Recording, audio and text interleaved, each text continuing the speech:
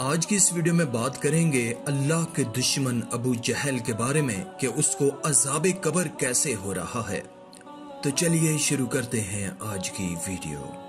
हजरत अब्दुल्ला इब्ने उमर रज़ी अल्लाह ताला अन्हु फरमाते हैं कि मैं बदर के करीब से गुजर रहा था।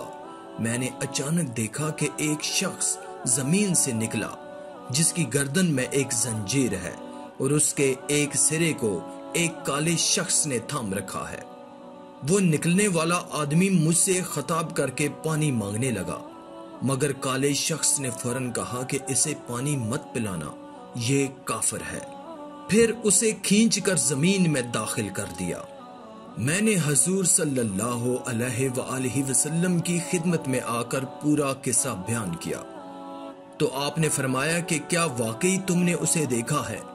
ये अल्लाह का दुश्मन अबू जहल था, कयामत तक उसको यही अजाब होता रहेगा।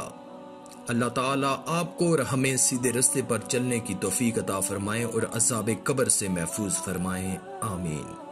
आज की इस वीडियो में था बस इतना ही। मजीद ऐसी ही इस्लामी वीडियोस के लिए अल्लाह की कुदरत चैनल को सब्सक्राइब कर दें और साथ में मौजूद घंटी को भी दबा दें। शुक्रिया।